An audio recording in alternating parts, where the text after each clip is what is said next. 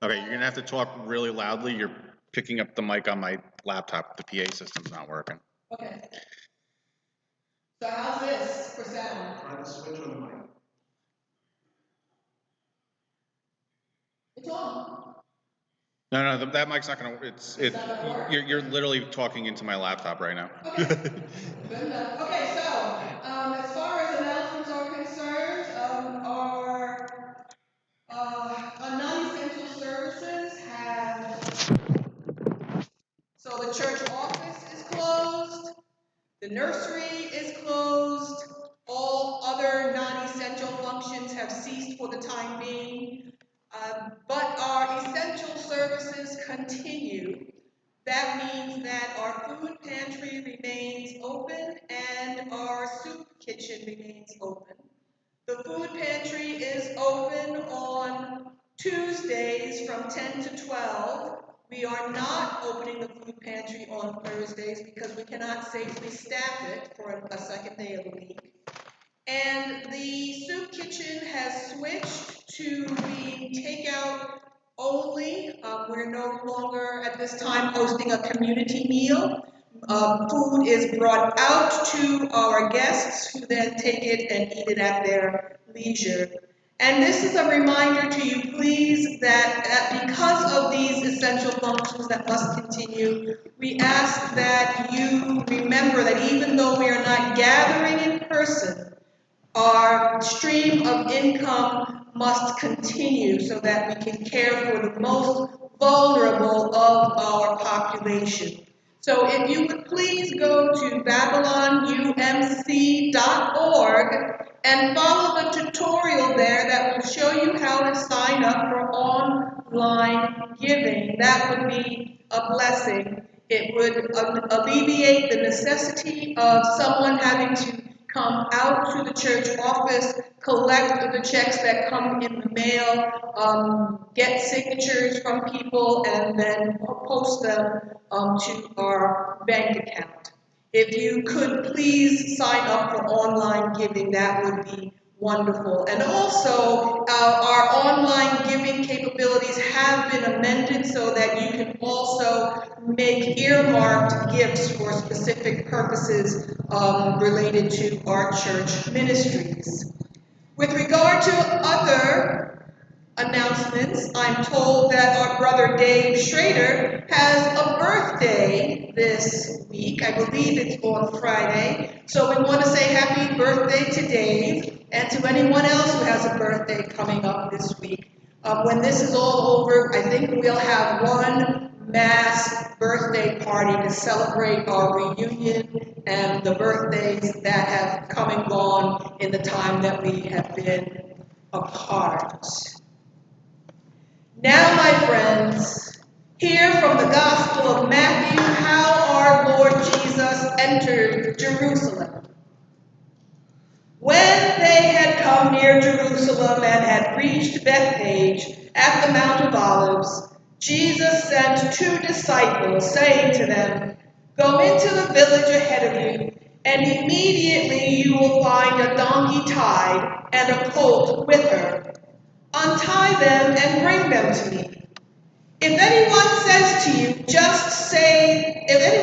anything to you, just say this: the Lord needs them, and he will send them immediately." This took place to fulfill what had been spoken through the prophet, saying, "Tell the daughter of Zion, look, your king is coming to you, humble and mounted on a donkey and on a colt, the foal of a donkey." The disciples went and did as Jesus had directed them. They brought the donkey and the colt and put their cloaks on them, and he sat on them. A very large crowd spread their cloaks on the road, and others cut branches from the trees and spread them on the road. The crowds that went ahead of him and that followed were shouting, "Hosanna to the Son of David! Blessed is the one who comes in the name of the Lord! Hosanna in the highest!" When he entered Jerusalem, the whole city was in turmoil, asking, "Who is this?" The crowds were saying, "This is the prophet Jesus from Nazareth in Galilee." This is the word of the Lord. Thanks be to God. And now, if you would join me in singing hymn number 278, Hosanna, loud Hosanna.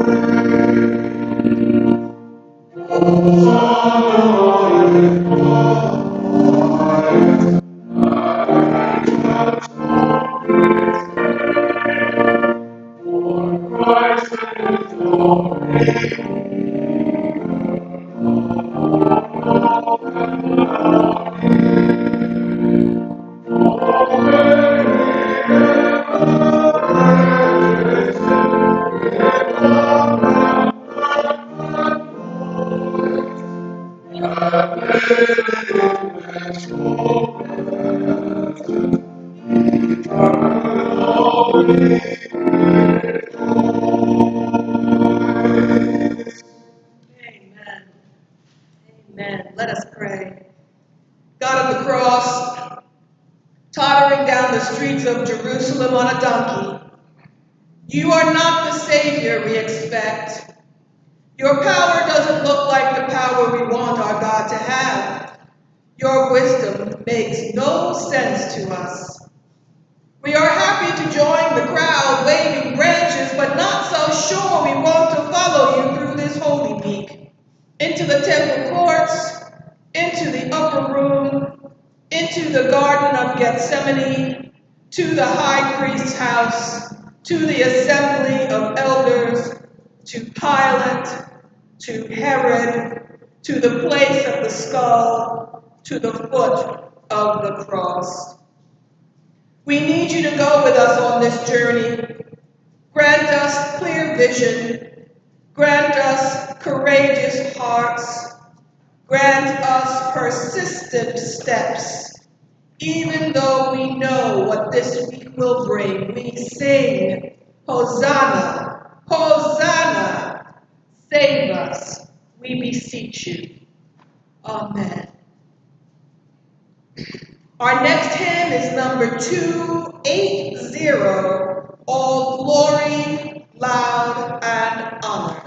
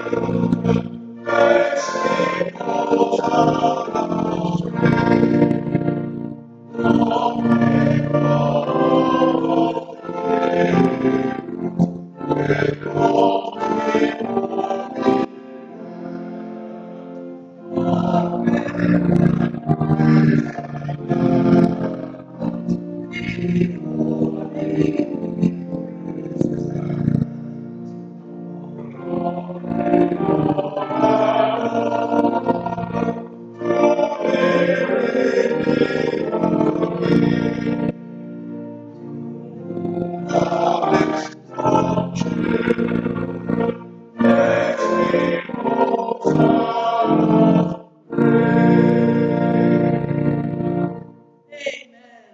Amen. And now, my friends, we will hear a reading of the Passion story. It will be brought to you by our lay servants of this congregation who have pre-recorded their submissions, and this will be before you in just a moment.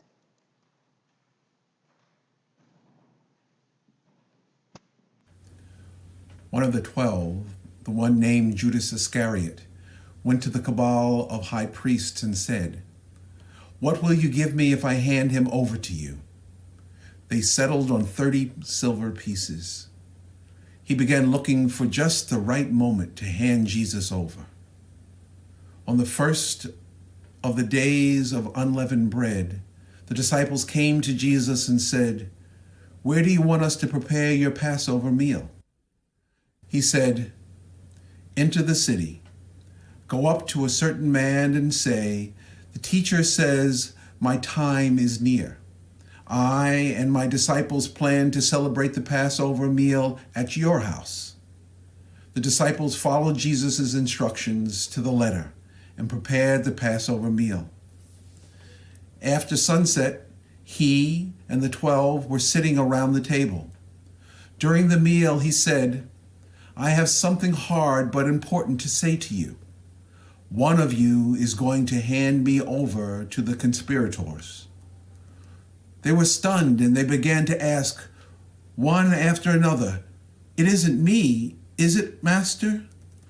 Jesus answered, "The one who hands me over is someone I eat with daily, one who passes me food at the table. In one sense, the Son of Man is entering into a way of treachery well marked by the Scriptures. No surprises here. In another sense, that man who turns him in turns traitor to the Son of Man.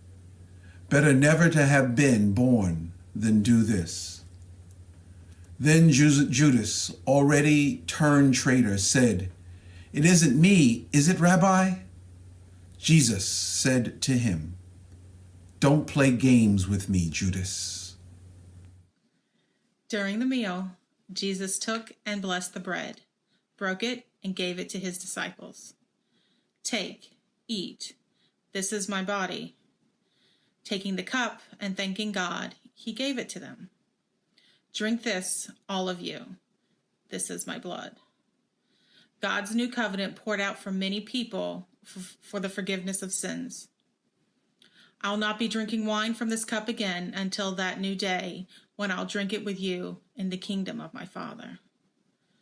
When Jesus went with them to the garden called Gethsemane, he told his disciples, "Stay here while I go over there and pray." Taking along Peter and the 2 sons of Zebedee, he plunged into an agonizing sorrow. Then he said, "This sorrow is crushing my life out. Stay here and keep vigil with me." Going a little ahead, he fell on his face praying, "My Father, is there any way? Get me out of this. Please, not what I want. You. What do you want?" When he came back to his disciples, he found them sound asleep. He said to Peter, "Can you stick it out with me a single hour? Stay alert, be in prayer, so you don't wander into temptation without even knowing you're in danger. There is a part of you that is eager, ready for anything in God. But there's another part that's lazy and is an old dog sleeping by a fire." He then left them a second time. Again he prayed, "My Father, if there is no other way than this, drinking this cup to the dregs, I'm ready. Do it your way." When he came back again, he found them sound asleep. They simply couldn't keep their eyes open. This time he let them sleep on, and he went back a third time to pray, going through the same ground one last time. When he came back the next time, he said, "Are you going to sleep on and make a night of it? My time is up. The Son of Man is about to be handed over to the hands of sinners. Get up, let's get going. my betrayer is here. The words were barely out of his mouth when Judas, the one from the 12, showed up, and with him a gang from the high priests and religious leaders brandishing swords and clubs. The betrayer had worked out a sign with them. "The one I kiss, that's the one. Seize him." He went straight to Jesus, greeted him. "How are you, Rabbi?" and kissed him. Jesus said, "Friend, why this charade?" Then they came on him, grabbed him and roughed him up.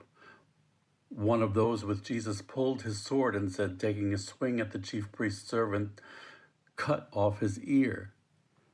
Jesus said, "Put your sword back where it belongs. All who use swords are destroyed by swords. Don't you realize that I am able right now to call my Father, and 12 companies, more if I want them, of fighting angels would be here battle ready? But if I did that, how would the scriptures come true that say this is the way it has to be?" Then Jesus addressed the mob. "What is this, coming out after me with swords and clubs as if I were a dangerous criminal? Day after day I have been sitting in the temple teaching, and you never so much as lifted a hand against me. You've done it this way to confirm and fulfill the prophetic writings." Then all the disciples cut and ran. The gang that had seized Jesus led him before Caiaphas, the chief priest, where the religion scholars and leaders had assembled. Peter followed at a safe distance until they got to the chief priest's courtyard. Then he slipped in and mingled with the servants, watching to see how things would turn out. The high priests, conspiring with the Jewish council, tried to cook up charges against Jesus in order to sentence him to death. But even though many stepped up, making up one false accusation after another, nothing was believable. Finally, 2 men came forward with this. "He said, 'I can tear down this temple of God and after 3 days rebuild it.'" The chief priest stood up and said, "What do you have to say to the accusation?" Jesus kept silent. Then the chief priest said, "I command you by the authority of the living God to say if you are the Messiah, the Son of God." Jesus was curt. "You yourself said it, and that's not all. Soon you will see it for yourself. The Son of Man seated at the right hand of the Mighty One, arriving on clouds of heaven." At that, the chief priest lost his temper, ripping his robes and yelling. He blasphemed. "Why do we need witnesses to accuse him? You all heard him blaspheme. Are you going to stand for such blasphemy?" Then they were spitting in his face and banging him around. They jeered as they slapped him. "Prophesy, Messiah, who hit you that time?"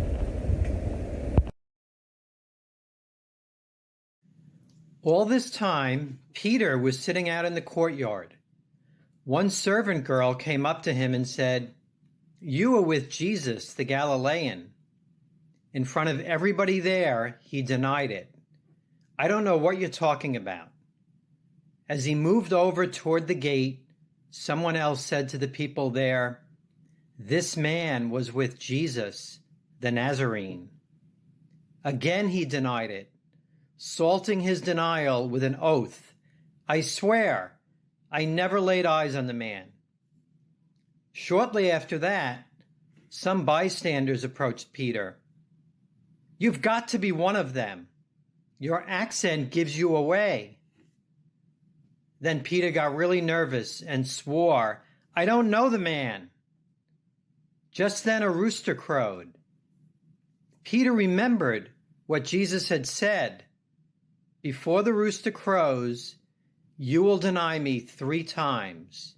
He went out and cried and cried and cried. Jesus was placed before the governor, who questioned him. "Are you the king of the Jews?" Jesus said, "If you say so." But when the accusations rained down hot and heavy from the high priests and religious leaders, he said nothing. Pilate asked him, "Do you hear the long list of accusations? Aren't you going to say something?" Jesus kept silent, not a word from his mouth. The governor was impressed, really impressed. It was an old custom during the feast for the governor to pardon a single prisoner named by the crowd. At the time, they had the infamous Jesus Barabbas in prison. With the crowd before him, Pilate said, "Which prisoner do you want me to pardon? Jesus Barabbas or Jesus, the so-called Christ?" He knew it was through sheer spite that they had turned Jesus over to him. While the court was still in session, Pilate's wife sent him a message. "Don't get mixed up in judging this noble man. I've just been through a long and troubled night because of a dream about him." Meanwhile, the high priest and religious leaders had talked the crowd into asking for the pardon of Barabbas and the execution of Jesus. The governor asked, "Which of the two do you want me to pardon?" They said, "Barabbas." "Then what do I do with Jesus, the so-called Christ?" he said. They all shouted, "Nail him to a cross." He objected, "But for what crime?" But they yelled all the louder, "Nail him to a cross." When Pilate saw that he was getting nowhere and that a riot was imminent, he took a basin of water and washed his hands in full sight of the crowd, saying, "I wash my hands of responsibility for this man's death. From now on, it's in your hands. You're judge and jury." The crowd answered, "We'll take the blame, we and our children after us." Then he pardoned Barabbas, but he had Jesus whipped and then handed over for crucifixion. The soldiers assigned to the governor took Jesus into the governor's palace and got the entire brigade together for some fun. They stripped him and dressed him in a red toga. They plaited a crown from branches of a thorn bush and set it on his head. They put a stick in his right hand for a scepter. Then they knelt before him in mocking reverence. "Bravo, King of the Jews," they said. "Bravo!" Then they spit on him and hit him on the head with a stick. When they had had their fun, they took off the toga, put his own clothes back on him. Then they proceeded out to the crucifixion. Along the way, they came upon a man from Cyrene named Simon and made him carry Jesus' cross.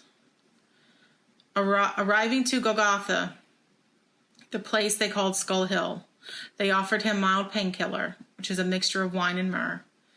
But when he tasted it, he wouldn't drink it. After they had finished nailing him to the cross and were waiting for him to die, they whiled away the time by throwing dice for his clothes. Above his head they had posted the criminal charges against him. "This is Jesus, the King of the Jews."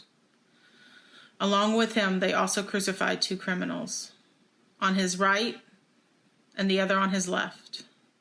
People passing along the road jeered and shaking their heads in mock lament. "You bragged that you could tear down the temple and then rebuild it in 3 days. So show us your stuff. Save yourself. If you're really God's son, come down from that cross." The high priests, along with the religious scholars and leaders, were right there mixing it up with the rest of them, having a great time poking fun at him. He saved others, and he can't even save himself. King of Israel, is he? Then let him get down from that cross. We'll all become believers then. He was so sure of God. Well, let him rescue his son now, if he wants him. He did claim to be God's son, didn't he? Even the two criminals crucified next to him joined in the mockery. From noon till 3, the whole earth was dark. Around mid-afternoon, Jesus groaned. Out of the depths, crying loudly, "Eli, Eli, lama sabachthani," which means, my God, why have you abandoned me?" Some bystanders who heard him said, "He's calling for Elijah." One of them ran and got a sponge soaked in sour wine and lifted it on a stick so he could drink. The others joked, "Don't be in such a hurry. Let's see if Elijah comes and saves him." But Jesus cried out loudly again and breathed his last. At that moment, the temple curtain was ripped in two, top to bottom, and there was an earthquake, and the rocks were split to pieces. What's more, tombs were opened up, and many bodies of the believers asleep in their graves were raised after Jesus' resurrection. They left the tombs and entered the holy city and appeared to many. The captain of the guard and those with him, when they saw the earthquake and everything else that was happening, were scared to death. They said, "This has to be the Son of God." There were also quite a few women watching from a distance, women who had followed Jesus from Galilee in order to serve him. Among them was Mary Magdalene, Mary the mother of James and Joseph, and the mother of the Zebedee brothers. Late in the afternoon, a wealthy man from Arimathea, a disciple of Jesus, arrived. His name was Joseph. He went to Pilate and asked for Jesus' body. Pilate granted his request. Joseph took the body and wrapped it in clean linens, put it in his own tomb, a new tomb, only recently cut into the rock, and rolled a large stone across the entrance. Then he went off. But Mary Magdalene and the other Mary stayed, sitting in plain view of the tomb. After sundown, the high priests and Pharisees arranged a meeting with Pilate. They said, "Sir, we just remembered that liar announced while he was still alive, 'After 3 days I will be raised.' We've got to get that tomb sealed until the 3rd day. There's a good chance his disciples will come and steal the corpse and then go around saying, 'He's risen from the dead.' Then we'll be worse off than before, the final deceit surpassing the first." Pilate told them, "You will have a guard. Go ahead and secure it the best you can." So they went out and secured the tomb, sealing the stone and posting guards.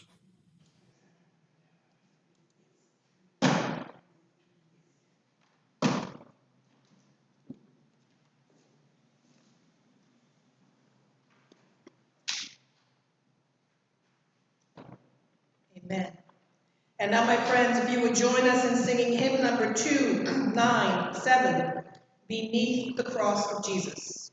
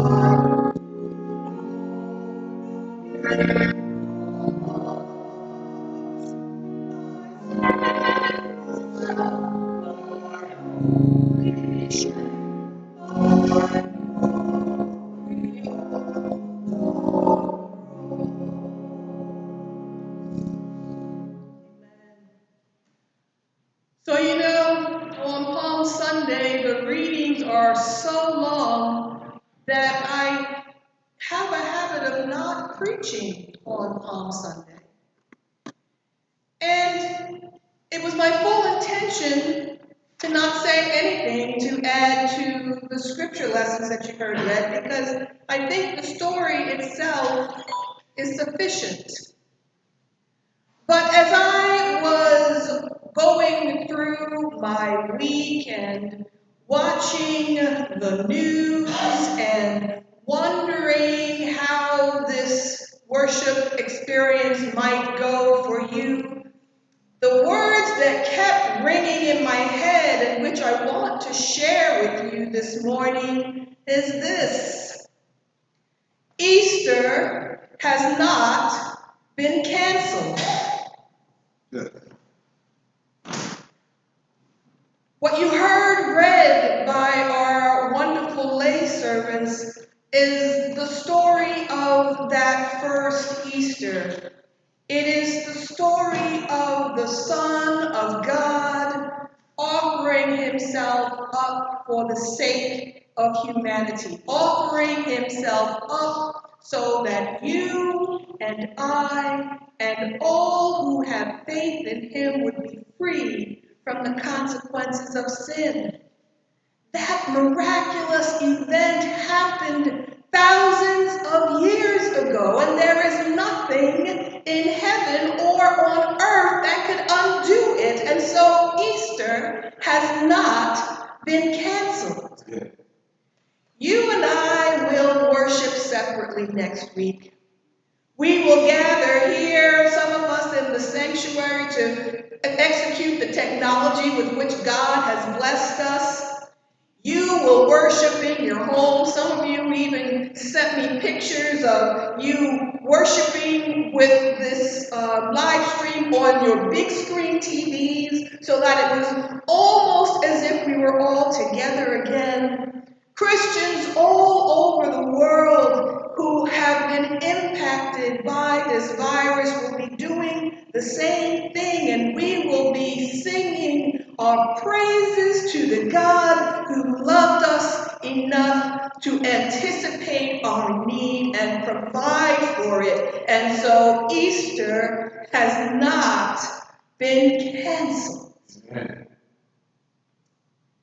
Many years ago, my first Lenten season in my first full-time church, I was preparing the altar for Ash Wednesday. In that particular church, the high altar was up against the wall and the cross was attached to the wall, and in order to drape it with purple, I actually had to get a folding chair and then the piano bench and then climb up to the altar in my bare feet and reach way up in order to be able to do what I wanted to do. Well, don't you know, as I was getting down from the altar to the piano bench to the table, I felt an excruciatingly sharp pain in my belly. I broke out in a sweat. I couldn't breathe. And I called Fred, who said, "Call 911. And before I knew what was happening, I was in an ambulance on my way to the emergency room. They didn't admit me, but I had instructions to not leave my home for a few days. And so I wondered, if I am not where I am supposed to be on Ash Wednesday, will it really be Lent? And if it isn't really Lent, will it really be Easter?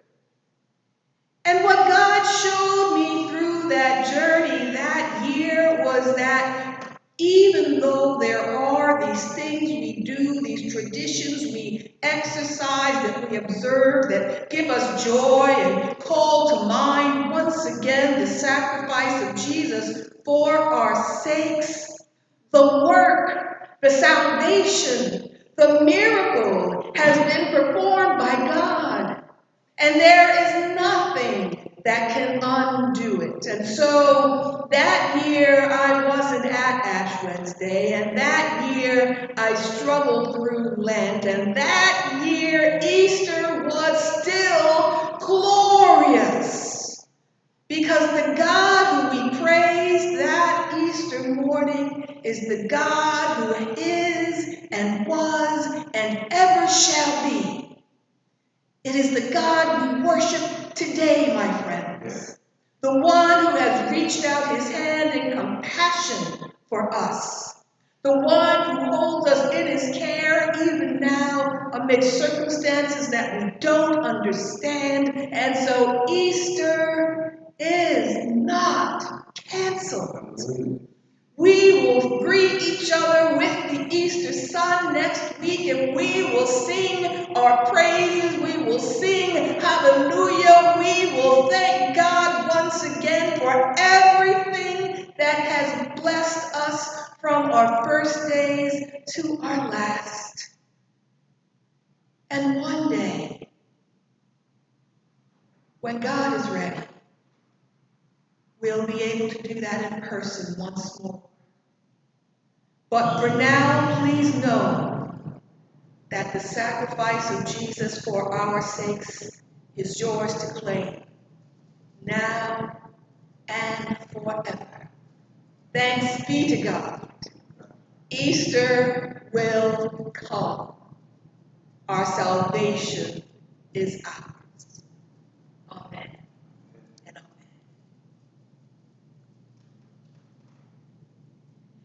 It's time for a time of prayer.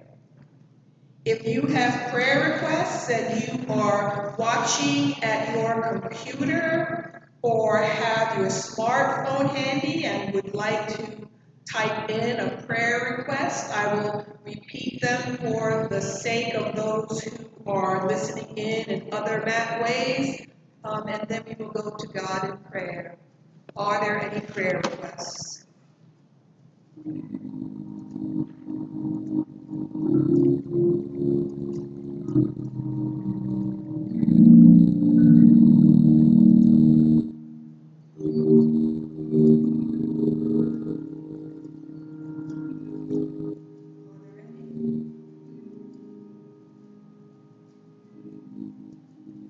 For the family of a friend, Glennis, who lost her grandfather, and on the same day her mother was hospitalized with the virus. Glennis? Glennis. My niece Samantha and all those on the front lines. All those on the front lines, for the family of Glennis whose mother was in the hospital diagnosed positive with the virus and at the same time lost her grandfather. Samantha.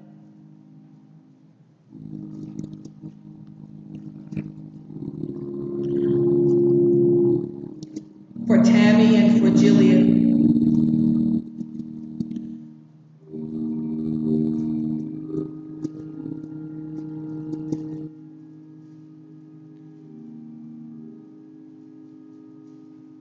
Are there others?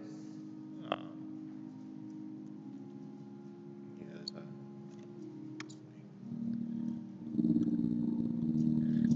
let's see. For Dave on a ventilator. I can't hear you, Kyle. Dave on a ventilator. Sorry. I'm right next to the microphone. For Dave who's on a ventilator. Rosalie Halverson. Say that again. Rosalie Halverson. Justin, Courtney, and their baby. Justin. Yep. For Bobby and the medical staff at Stony Brook University Hospital. Babylon Fire Department. Several members suffering. Babylon Fire Department, who has several members suffering from the virus.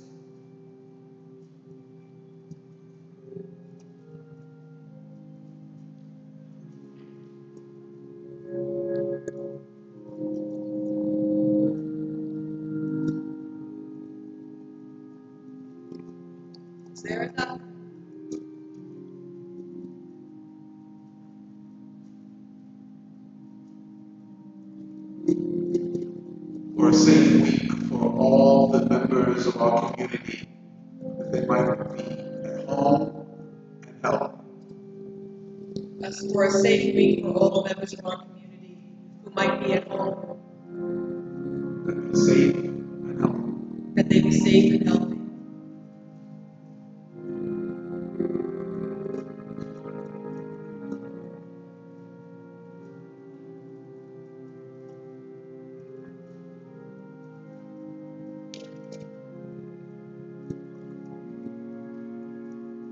Let's go to God, my friends. Almighty and everlasting God, all powerful, all merciful, all loving Father, we, your children, come before you this day. Still, some of us struggling to understand what is going on around us. Still, some of us struggling to maintain our faith in your ultimate goodness. But Lord, still committed to being radical disciples of your love and your mercy and your justice making. We ask, oh God, that in the midst of things we don't understand, you might fill our hearts with sufficient measure of your Holy Spirit, that any lingering anxieties might be quelled, and any lingering fears might be soothed, and any lingering doubts might just be melted away. You alone are God, O Lord, and you alone know the way that you have made out of this situation. And so we put our hands in your hand and we trust you, Lord. We trust you.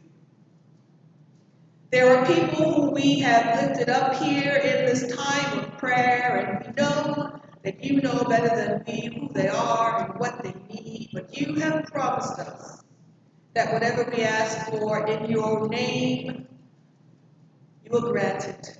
And so we remind you, O Lord, of all those on the front lines fighting this insidiously deadly virus, for doctors and nurses and other caregivers, for Bobby and the medical staff at Stony Brook University Hospital, for those at all the other hospitals on Long Island and in New York and indeed, oh Lord, across the world. We pray for those who are being impacted by this virus, by losing members of their communities or having the health of members of their communities compromised. Especially, we pray for the Babylon Fire Department, who has had several members diagnosed positive with the virus. We pray for Dave, who is on a vent. We pray for Glennis's family, who suffered the loss of a family member even as another family member was being cared for in hospital after being diagnosed positive with the virus. We pray for Jillian, who is home recovering from a positive test of the virus. We pray for Justin. We pray for Samantha. We pray for Tammy, whose immune system is compromised. We pray for all members of our community and all the communities of the world as we hear news, oh God, that this week in the United States is likely to be the worst week we have seen in the fight for recovery from what is plaguing us. And so we ask that everyone remain safe this week, oh God, that you surround us with your hedge of protection and keep us all safe, and keep us all healthy, and keep us, most of all, in love with you, so that at the appointed hour, O Lord, we can rejoin one another, grateful for the way you have brought us through yet another trial. Thankful for the promise of answered prayer, O Lord, we lay our burdens at your feet and lift up to you the prayer which Jesus himself gave us to pray, saying, Our Father, who art in heaven, hallowed be thy name. Thy kingdom come, thy will be done, on earth as it is in heaven. Give us this day our daily bread, and forgive us our trespasses, as we forgive those who trespass against us. And lead us not into temptation, but deliver us from evil. For thine is the kingdom, the power, and the glory forever. Amen, amen, and amen. It's time for us to end our worship experience this morning, my sisters and brothers. This is the beginning of Holy Week. It is the holiest of weeks for Christians. I pray you have a blessed week. I pray you have a quietly nurturing week. I pray you have a week that is full of remembering the sacrifice of Jesus for our sins. We will be streaming to you on Friday night at 7 p.m. Friday night at 7 p.m. And we will be here again next Sunday, Easter Sunday morning, to praise God once again. So as we end our time together, would you join me in singing 2 verses of hymn number 672, God be with you till we meet again.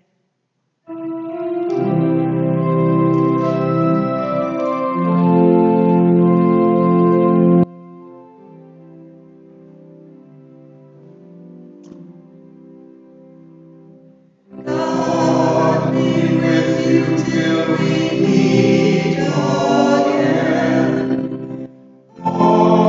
His counsel God uphold you. With his sheep to follow you. God be with you till we meet again. Till we meet, till we meet, till we meet at Jesus' feet. Till we meet, till we meet again. God be with you till we meet again. God be with you till we meet again. His wings of glory hide. Daily manna still provide. God be with you till we meet again. Till we meet, till we meet, till we meet at Jesus' feet. Till we meet, till we meet, till we meet again. God be with you till we meet again.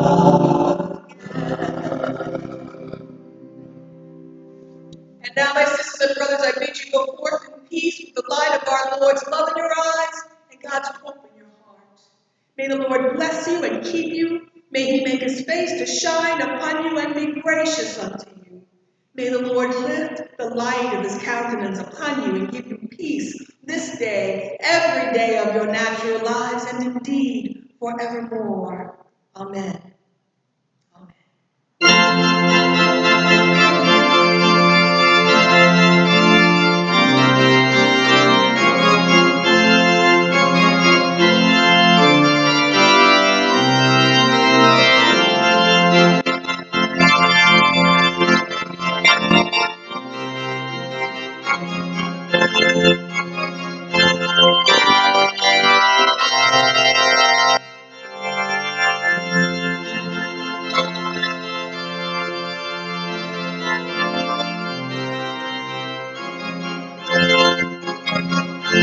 Amen.